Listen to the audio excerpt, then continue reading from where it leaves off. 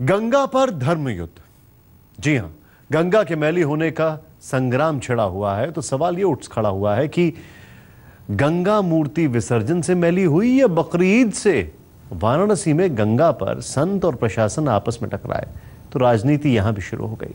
गोरखपुर से बीजेपी सांसद योगी आदित्यनाथ ने यह कहकर नई बहस को जन्म दे दिया कि गंगा मूर्तियों के विसर्जन से नहीं बल्कि बकरीद पर जानवरों की कुर्बानी से मैली हो रही है।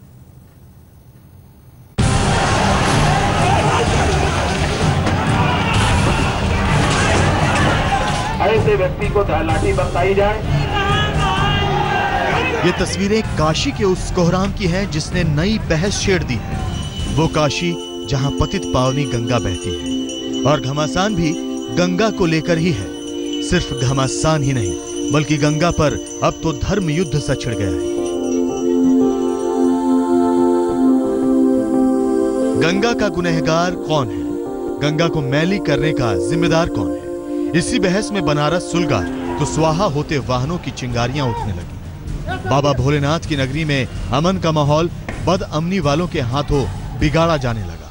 काशी का ये कोहराम तो थम गया, लेकिन अपने पीछे बहस की ऐसी चिंगारी छोड़ गया है जो धर्म युद्ध को भड़का सकती है। गंगा मूर्ति विसर्जन से मैली या बकरीद पर जानवरों के खून से?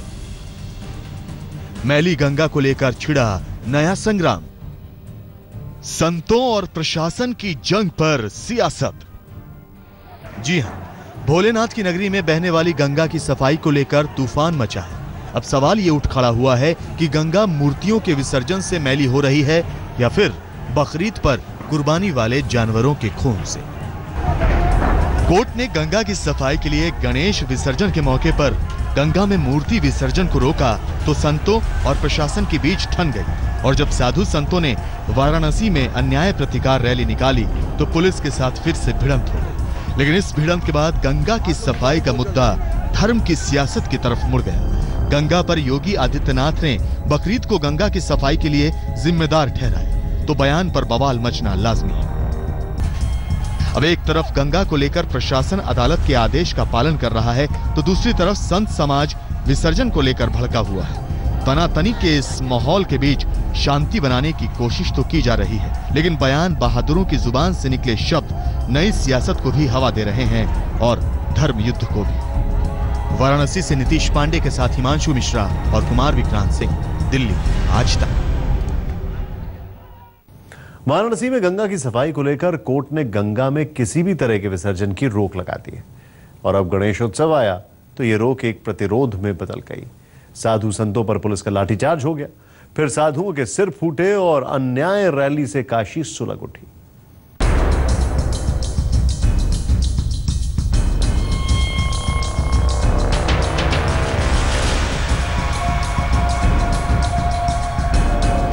में गंगा को लेकर ऐसा घमासान मचेगा, ऐसी महाभारत छिड़ेगी, प्रशासन और संत आपस में भिड़ेंगे, शायद ही किसी ने सोचा होगा।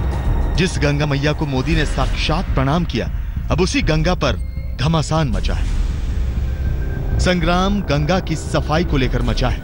वो गंगा जिसे स्वच्छ बनाने के लिए प्रधानमंत्री की नमामि गंगे योजना चल रही है, जिसकी सफाई के लिए केंद्र ने अगले 5 सालों में 20,000 करोड़ रुपए खर्च करने का ऐलान किया है।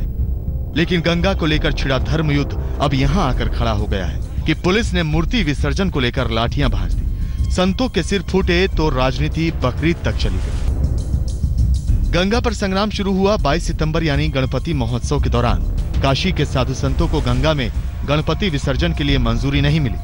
प्रशासन ने अदालत के आदेश का हवाला देते हुए गणपति विसर्जन के जुलूस को रोक दिया। हम आपको बता दें कि कोर्ट ने गंगा में किसी भी तरह के मूर्ति विसर्जन पर रोक लगा दी है। इसी पर भड़के साधु संत धरने पर बैठ गए।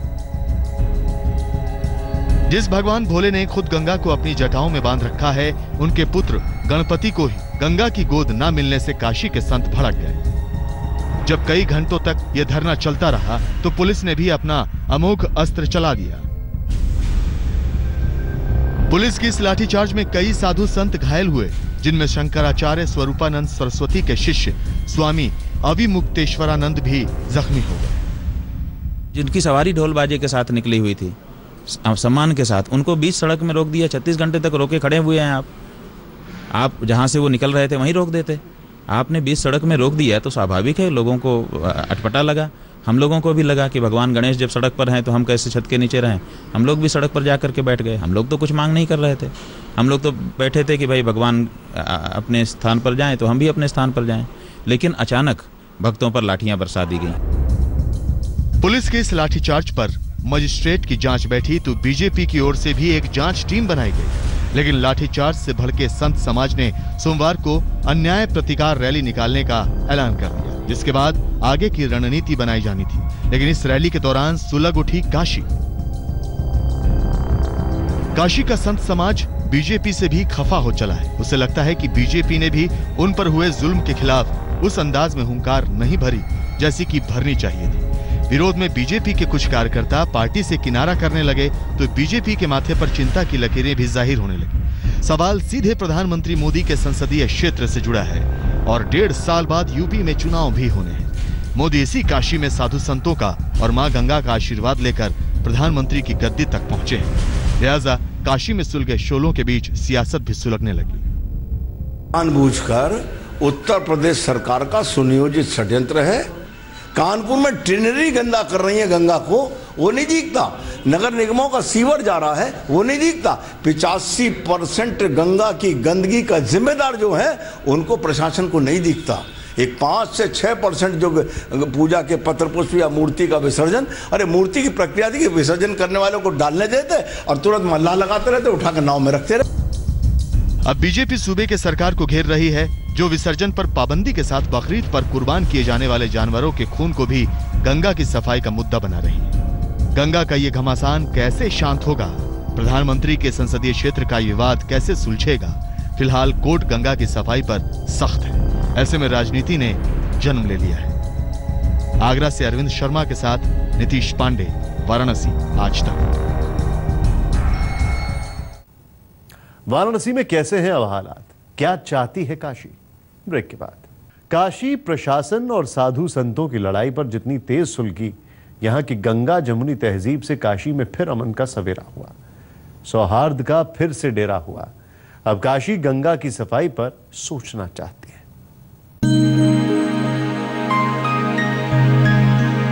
काशी के इस कोहराम ने सियासत को तो हवा दी, लेकिन जल्दी ही क्रोध की आग सुबह की नई किरणों के साथ ठंडी हो। मैली गंगा को लेकर जिस अमन में चिंगारी लगी थी, वो अमन गंगा जमुनी तहजीब के बीच फिर से पनपता हुआ नजर आया। माहौल बिल्कुल अच्छा है, कोई यहाँ तनाव अभी नहीं है। जो कुछ यहाँ इलाके में हुआ है वहीं पर सब कुछ, बाकी सब शांत है, कहीं से कोई घटना नहीं। हमको लगता है कि अब कुछ जो कुछ होना था हो गया, आगे जो कुछ है अब शांत रहेगा। कोई परेशानी नहीं है, सब शांतिपूर्ण है और माहौल स्थिति प्रशासन ने काफी सूझबूझ के साथ संभाल ली है।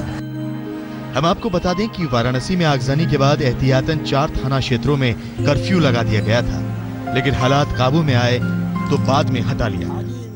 वाराणसी के गोदौलिया चौराहे और आसपास के इलाके में आज की सुबह हालात सामान्य दिखाई दे रहे हैं। हालांकि कल शाम भीड़ और पुलिस के बीच झड़प के बाद हालात काफ़ी ख़राब हो गए थे, जिसके बाद भीड़ ने ये तमाम पुलिस और प्रशासन की गाड़ियों को फूंक डाला और साथ ही साथ यहाँ गोदौलिया चौराहे पर बनी पुलिस चौकी को आग लगा दी। वैसे ये काशी की खासियत भी है, अमन बिगड़ने के लिए चंद हाथ उठते हैं, लेकिन शांति के लिए उससे भी ज्यादा कई गुना लोग आगे आ जाते हैं। गोदौलिया चौराहे पर जो कुछ हुआ, रात बीतते बीतते बनारस फिर से अपने रंग में आ गया। अब बनारस अमन और चैन चाहता है, कोई सियासत नहीं। गंगा की सफाई की जिम्मेदारी सबकी है। फिर गंगा घाट अमन की आरती के साथ फिर से जगमगा उठे हैं। नीतीश पांडे, वाराणसी, आज तक। की सफाई पर सियासत चल पड़ी है, लेकिन क्या सियासत से गंगा साफ हो पाएगी? अब एक तरफ सुप्रीम कोर्ट गंगा पर केंद्र पर सख्त हो चुका है, तो सरकार ने 2018 तक गंगा को साफ करने का आश्वासन दिया है।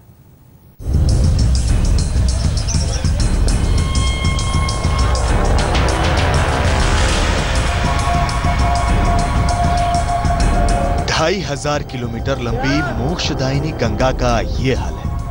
कूड़ा कचरा, शहर की गंदी नालियां, फैक्ट्रियों से निकलता जहर, सब कुछ गंगा खुद में समाने को मजबूर है। और ये तस्वीरें उस शहर की हैं जहां से हिंदुस्तान के पीएम ने चुनाव लड़ा और जीता। जी हां, वाराणसी की। मोदी ने कसम खाई थी गंगा को साफ करने की, जिसके लिए केंद्र सरकार ने नमामि गंगे अभियान की शुरुआत भी की। लेकिन गंगा आज भी मैली है। कसूर किसका है? सुप्रीम कोर्ट ने गंगा की सफाई को लेकर फटकार भी लगाई। देश की सबसे बड़ी अदालत ने यह साफ साफ लफ्जों में कह दिया कि पिछले 30 सालों में गंगा की सफाई को लेकर कोई काम नहीं हुआ। तो सुप्रीम कोर्ट ने केंद्र सरकार पर निशाना साधते हुए कहा, आप इसे इसी कार्यकाल में पूरा करना चाहते हैं या अगले कार्यकाल में, ताकि मुद्दा जिंदा रहे। आपकी कार्य योजना देखने के बाद ऐसा लगता है कि गंगा तो 200 सालों बाद भी साफ नहीं हो पाएंगी। केंद्र सरकार ने सुप्रीम कोर्ट को आश्वस्त